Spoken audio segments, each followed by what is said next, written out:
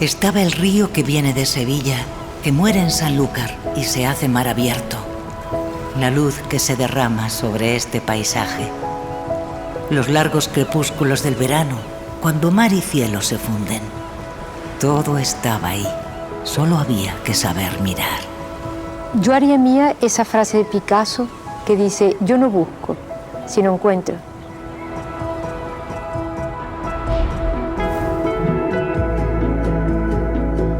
Carmen Lafont dedicó la mayor parte de su vida a observar el mundo que le rodeaba, encontrando infinitas variaciones de la luz y el tiempo en el paisaje, en el valor de lo íntimo, en la belleza de lo sencillo. Lo difícil en pintura, como en el arte en general, es expresar algo profundo, pero con pocas palabras. Esa búsqueda de lo inaprensible le lleva, a lo largo del tiempo, a trabajar en grandes series. A menudo se trata de series abiertas que dan la posibilidad al artista de experimentar cuantas veces desee, interpretando un motivo o desarrollándolo libremente sin saber cuándo o cómo va a acabar. Su temprana serie, dedicada a la inquietante muñeca Marcelina, ya anticipa las luminosas cunas, donde se vislumbra la fragilidad de los primeros años de vida. Pues que es un mundo bastante sencillo, o sea que tenemos que situarnos en mi mundo particular. A mí me gustaría ese mundo expresarlo, lo máximo de ese mundo, con la más absoluta sencillez. En la tranquilidad de su estudio, Carmen explora los objetos cotidianos, su multiplicidad. A través de veladuras y difuminados, Lafont pinta sus características atmósferas. En una segunda época, se atreve a introducir el paisaje y la verticalidad para finalmente cruzar las fronteras entre géneros artísticos. Es difícil entender su trabajo sin tener en cuenta el carácter fronterizo de su obra. Esculturas que incurren en la instalación, dibujos que invaden la pintura, trabajos que exploran a la vez lenguajes tradicionales y modernos y los hacen confluir para materializar una intención determinada. Los cuadros de Carmen Lafont evocan sensaciones o emociones en el espectador más que la propia realidad. Su pintura es más pintura que representación. Algunas de sus obras desvelan secretos, transitan entre lo visible y lo oculto, entre lo que se dice y lo que se intuye. ¿Quién escribió las cartas que se pueden entrever en su serie de armarios? ¿Qué nos cuentan? Quizá hablan de su pasión por la pintura, por su tierra, por la naturaleza. La ciudad de Sevilla, que retrata de manera realista, está entre sus afectos.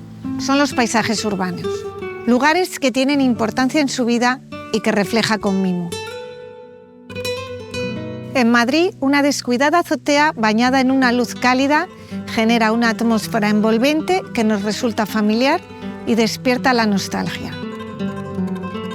De vuelta al sur, en un estilo cada vez más sintético, las azoteas quedan divididas en dos planos por el horizonte. Estamos en su queridísimo Sanlúcar de Barrameda, el lugar donde empieza y acaba todo. Este pedacito de tierra, pequeño pero para mí enorme, puesto que ha marcado absolutamente mi vida. La viña, que planta alrededor de su estudio en La Jara y que cuida a diario, está representada en la exposición a través de una monumental obra a medio camino entre la escultura y la instalación. Este espacio próximo también es el protagonista de unas grandes obras al carboncillo en las que capta la atmósfera del lugar empleando todas las variaciones tonales entre el blanco y el negro con exquisita sensibilidad. Más adelante, en dos de sus grandes series, se impone el no color, o el color que revela la luz, el blanco, que ya había sido ampliamente representado en las vanguardias del siglo XX, con las que Lafont está muy conectada. Yo estaba más cerca de lo realista, ¿no? Pero los mundos en los que habíamos crecido eran distintos y eso marca. Y luego yo siempre he estado muy conectada con los pintores abstractos. Una visión transgresora, como cuando en la serie La Cal eleva a la categoría de arte unos materiales de trabajo que en un principio podrían ser considerados carentes de interés artístico. Su camino hacia la abstracción continúa en la serie que dedica a las Salinas de Bonanza. Obras de gran formato que muestran la grandiosidad de la naturaleza sencilla y ponen en valor los paisajes considerados no bellos. Es su mirada la que los transforma, que advierte y plasma su belleza, una mirada entrenada a lo largo de su vida. Yo continuamente me estoy dando paseos por la playa para ver y sentir esos momentos en los que este paisaje se convierte en algo distinto cada vez. Llegamos al Coto, a la desembocadura del Guadalquivir, frontera entre el espacio habitado y aquel que solo puede ser observado desde la distancia. Es una secuencia sobre distintos momentos y situaciones del Coto y a veces algunos temas, incluso algunas partes repetidas porque hay luces distintas, ¿no? Repetido una y otra vez, el Coto es testigo de la evolución del artista, en formatos y composiciones similares. Los tonos se vuelven más densos, más saturados, hasta acabar siendo poéticas manchas de color. A mí me gusta mucho la geometría, que la composición de los cuadros sea limpia, esa especie de línea que reposa en el mar con esos elementos mínimos. Eso es lo que más me gusta.